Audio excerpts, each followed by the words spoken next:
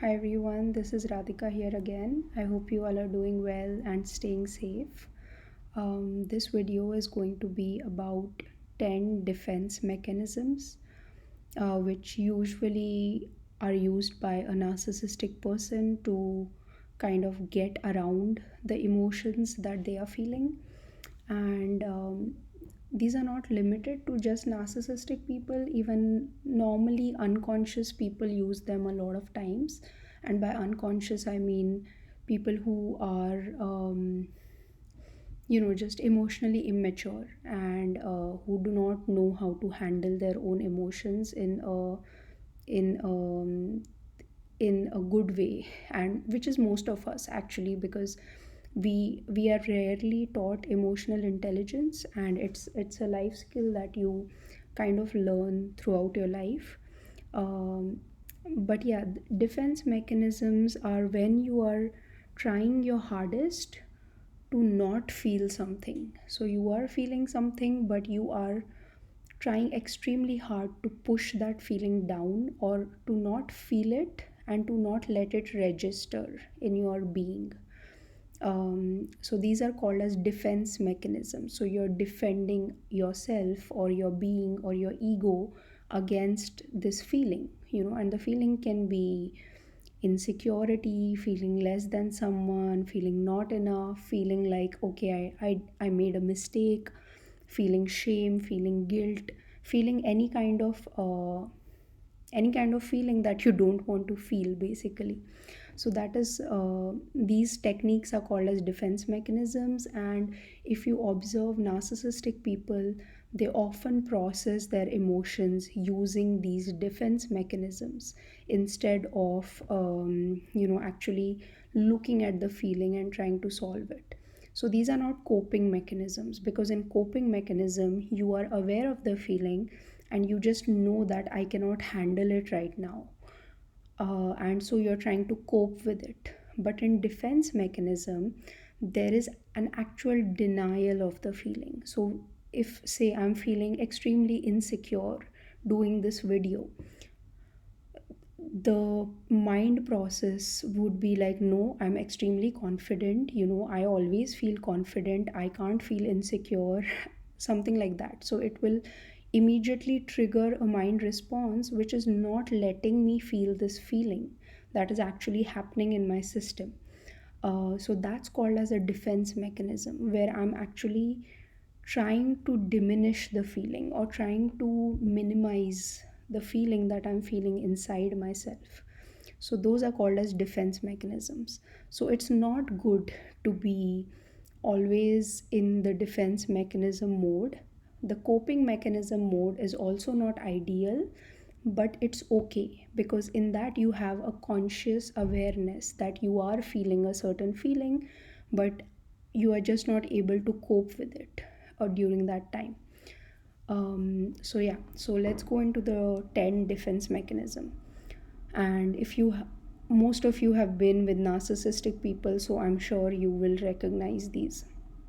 So the first one is displacement. Okay, so this means that something has happened, like a narcissistic injury has happened to me. Say someone called me like an extremely dumb person. Okay, so someone called me something bad, and it created like a bad feeling inside me. Someone insulted me and I feel extremely sad or extremely bad about it, but my ego is not letting me admit that I feel bad. So what I do is, this sad feeling that I have, I keep it inside me. Slowly over time it keeps poking me, because obviously there's a feeling inside me which I don't want to feel, so it's going to keep poking me. And then what happens, some other person just questions something that I have done and say it is related to your education or something where you were called dumb before. Maybe like a paper that you wrote or an answer that you wrote, and your friend just asks you that, why did you write this, I don't think this is right. And you suddenly burst out angry on that person, and that person is completely shocked, like, where did this anger come from? So that is called as displacement. So you had an emotion inside you which was maybe sadness, or you felt insulted or humiliated or whatever you felt, and you took and you turned it into another bad feeling. Not, you did not transmute it to a higher feeling, you just kind of did some sort of transmutation at a very basic level, and you turned it into anger, and you basically transported that trauma to a person who had nothing to do with where the trauma first took place. So that is called as displacement. And if you observe narcissistic people, they do this a lot because their original core trauma has happened in their childhood, and because they have not healed it, they will actually transfer this trauma to whoever they meet in their life, after their childhood. And this also is like blaming others, shaming others for random things, that don't even require blame or shame.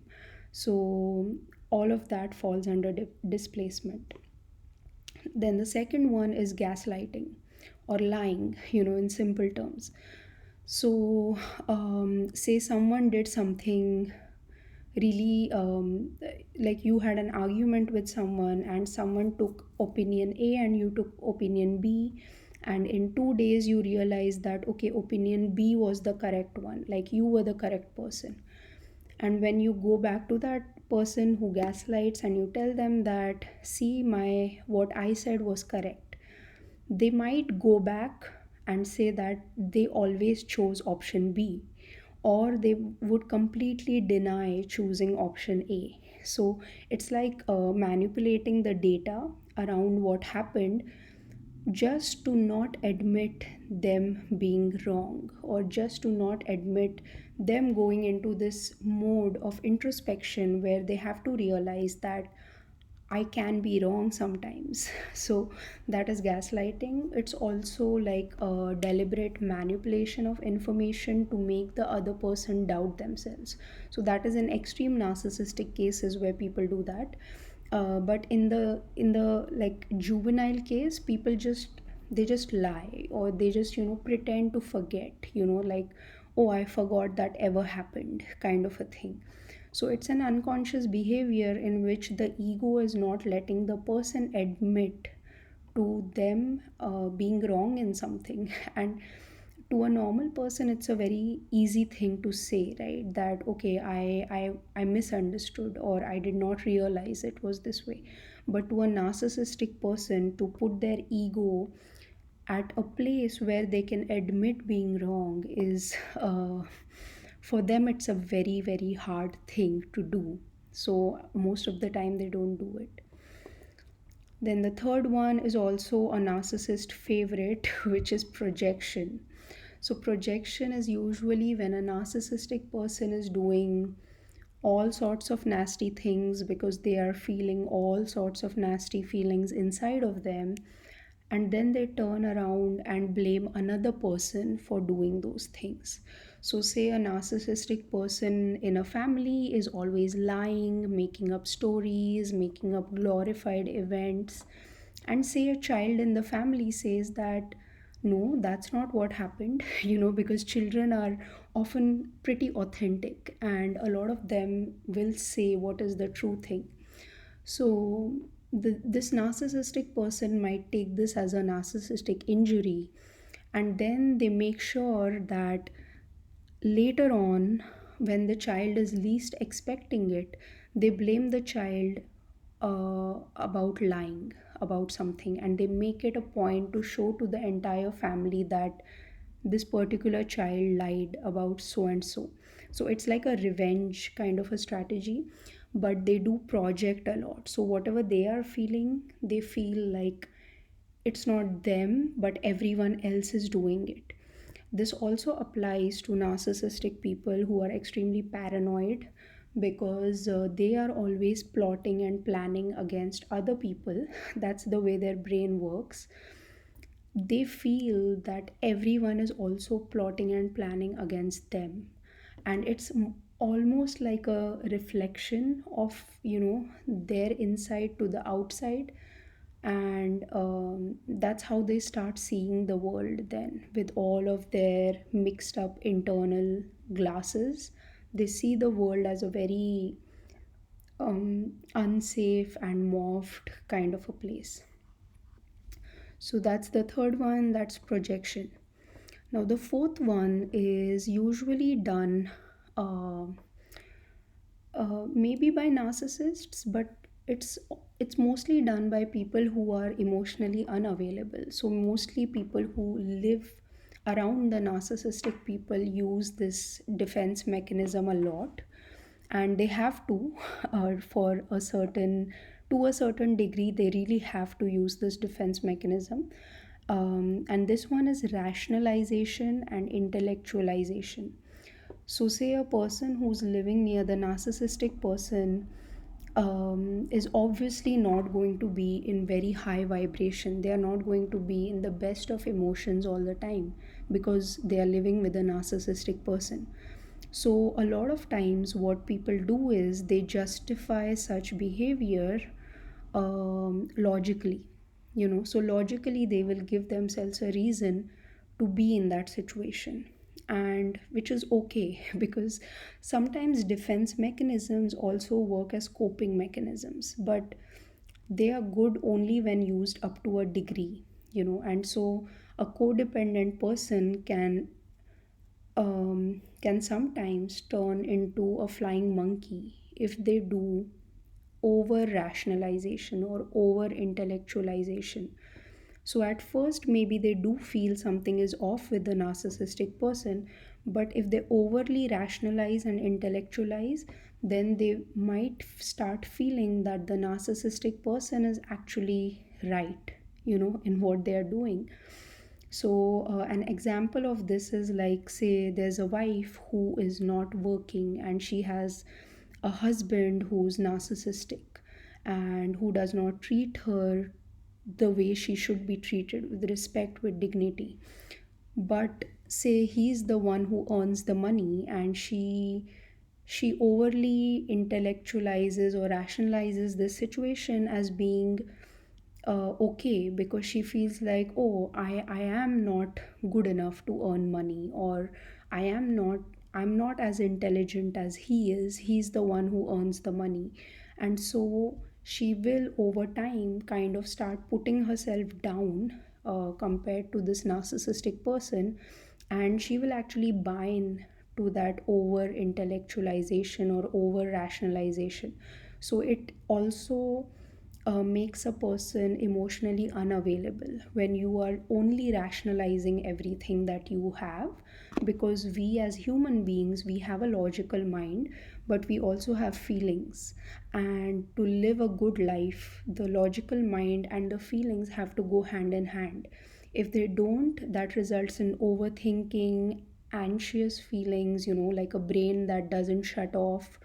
So, all of those things happen when a person becomes emotionally unavailable. It's a sign basically that your brain is giving you that you are not listening to your feelings, and that's why you are getting anxiety, you're getting worried, you can't sleep at night, you're always overthinking, your brain cannot shut down. So, yeah, so that's all related to this point. Then the next one is reaction formation. So this is kind of a weird one, because in this what happens is a person already forms a reaction to a situation. So it's kind of like a prejudice that a person has towards a situation, and it's like the reaction to that situation is already ready with you. So you are not actually living in the present moment, you are not taking this situation as it is. You have a lens from your past that you're putting on this situation. So what it means is, say, you were in college and you had a crush on this girl, and maybe she rejected you. Okay, and maybe even while growing up you have always had issues with your mom, where you felt like your mom or whoever was the feminine energy figure in your life, sometimes it can also be a dad who's feminine. um, you never actually got it's not like you didn't get along, but you never got the validation that you needed from that person. So you always had this feeling that maybe I'm not good enough, or I'm not good with women, or something like that. And then this crush in college also kind of reinforces that belief.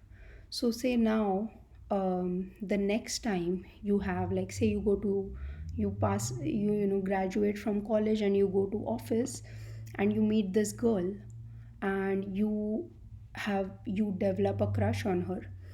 But because of your past experiences, you have already been prejudiced when there are women involved, or when there are your feelings and a woman involved.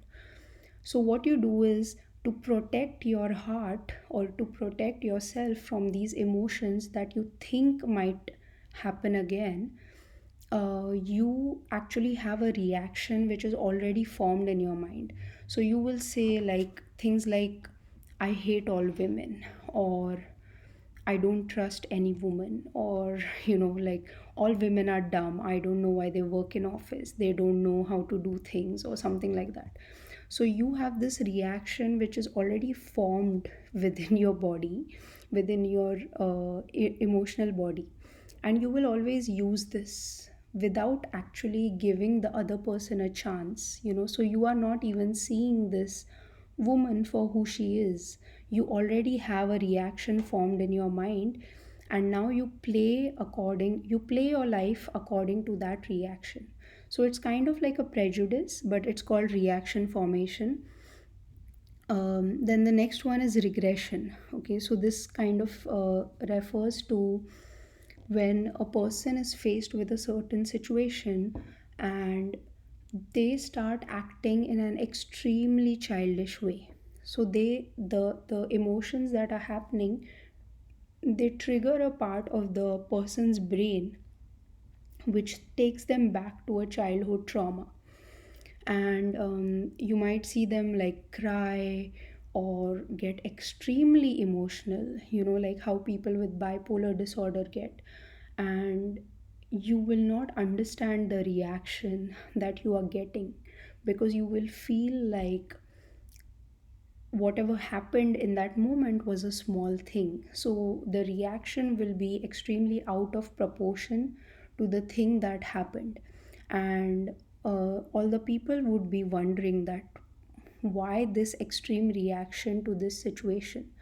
So that usually happens because of regression, because the brain has suddenly connected to a part of that person's past where something was traumatizing this person, and suddenly the person is back in that situation, and certain energy needs to be released from that part of their journey, of life. So that's called regression, and I'm sure people who have been with narcissistic people have also seen this, and kind of it made them wonder that what happened to this person, that they are doing behavior like this. Yeah. And then the next one, which is the seventh one, is repression. So repression is when you completely repress some part of your personality. So say a narcissistic person, for example, an overt narcissistic person, supposing, completely represses a part of their personality which is submissive, which is which bows down to other people, or which respects other people, or which gives them equal importance or even more importance than themselves.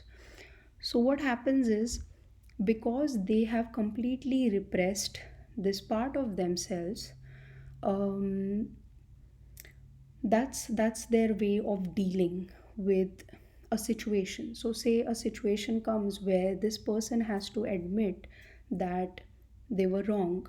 Okay, but they will take this as an act of surrender or submission, and they won't do it. So they will just say that, no, I was not wrong. So this is called repression, and repressions actually show up a lot in a person's desires or fantasies. So you will often hear of, or if you research psychology, you will find out that a lot of people who are extremely aggressive or dominating or violent in their actual day-to-day life, so they don't take any BS from anyone, they're always triggered, they're always like in defensive mode. So these people, because they repress a part of themselves which is calm, which is kind, which is surrendering or submitting or cooperating with others, when they are in the bedroom, they often play the opposite part.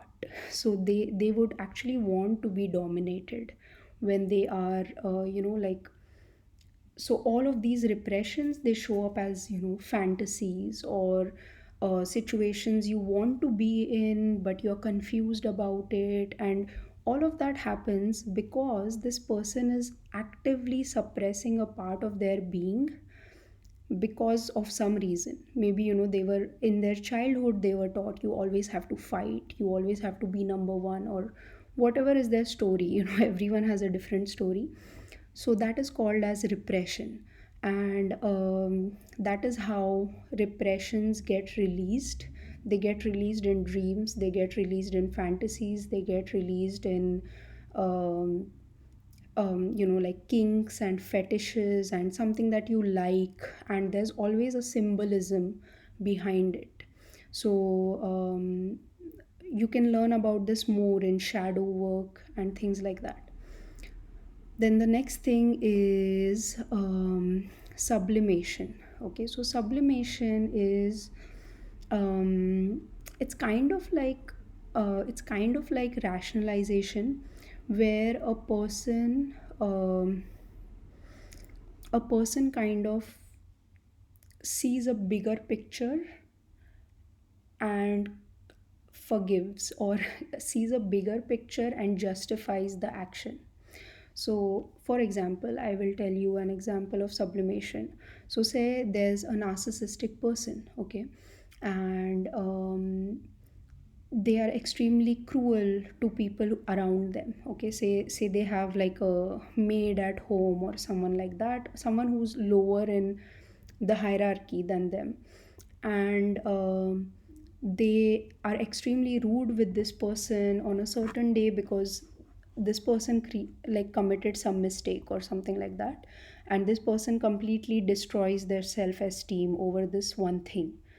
So maybe like later on in the day, or depending on the level of narcissism they are in, they might get a feeling that, did I do something wrong? Did I overreact, or did I scold that person too much? And what a part of the mind will then do is kind of overly rationalize this whole scenario, and it will also sublimate the narcissistic's action. So the narcissist might tell himself or herself, oh, but I did it for the greater good. I did it to instill a good work ethic in that person. I did it for so and so reason. So the mind will help them keep the ego intact, and the mind will actually create stories that are justifying the narcissist's behavior. Not just justifying, they are actually glorifying. So they are actually making the narcissist even better in their own mind. So that is called as sublimation. And even flying monkeys do this because they feel like, oh, it needs to be done. So it's a very holier than thou, like very righteous but in a bad way attitude, that when you are out to teach the world how you should behave, that kind of an attitude. So yeah, that's called as sublimation. Then the next one, ninth one, is dissociation. Okay, so narcissists usually live in a very dissociated state because they mostly operate from their Swadhisthana chakra. And if you know anything about the Swadhisthana chakra, it's a reptilian center, and most reptiles, as you know, they don't really enjoy life. And reptiles can't, because reptiles stay in the mode of survival. So they are either killing others or they are saving themselves. So that is the mode of that is the mode of life that they have.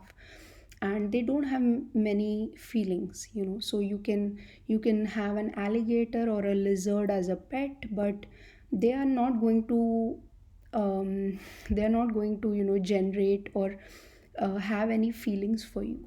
It's just not in their nature to have feelings for you. So similarly, for people who are extremely based in their swadhisthana chakra, such people also are not able to have feelings. And it's not like they cannot, but maybe it is because they have lived a life in which they mostly had to operate in their swadhisthana chakra. So like if you were to think of another example, if a child is born in a war zone, okay, and the child has lived an extremely hard life in their childhood, and say by even later on while growing up they have been in refugee camps and they have seen a lot of bad things happen in their life, it is extremely difficult for this child to get beyond the Swadhisthana chakra for their in their emotional growth.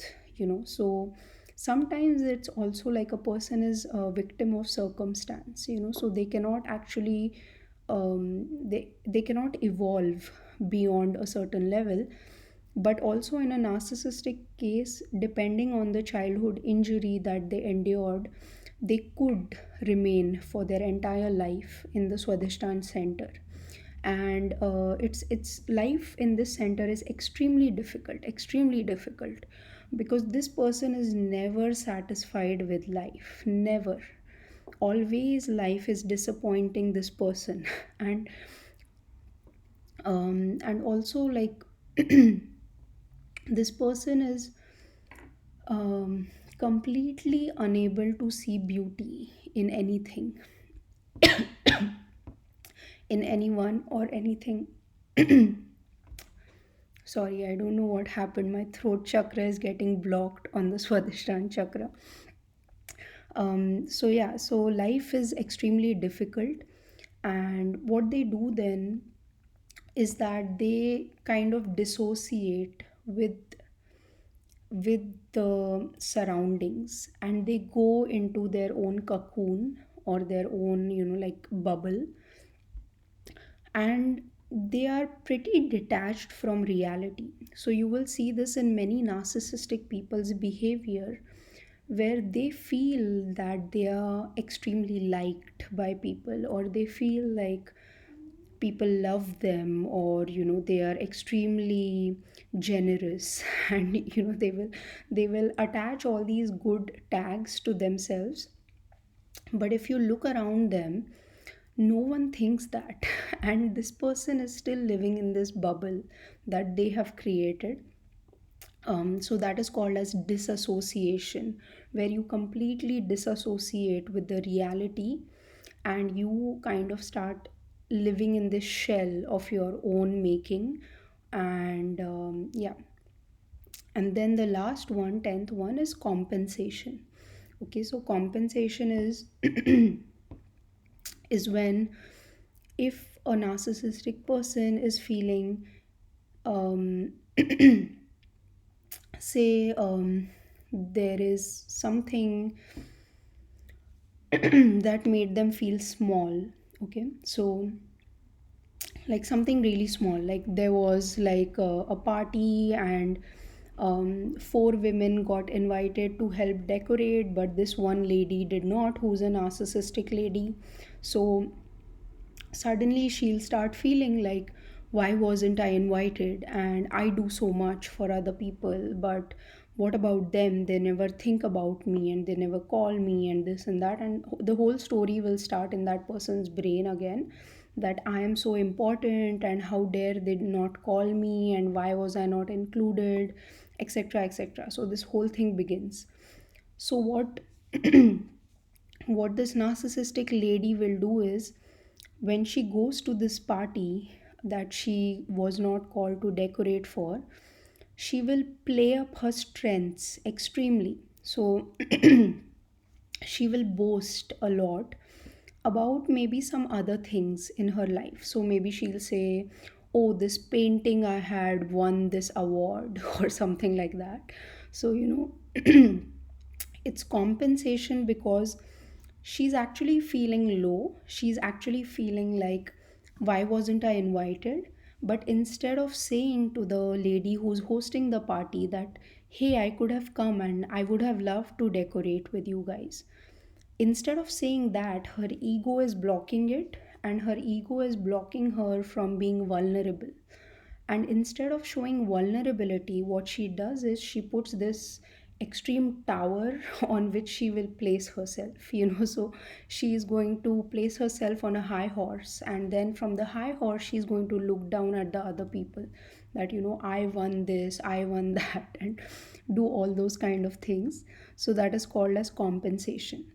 So these were the 10 defense mechanisms, and um, I'm sure you all have seen these being used by narcissistic people. And yeah, so this was this video, and I hope it was helpful to you. And as always, I wish you all a lot of love and a lot of light. Thank you. Bye.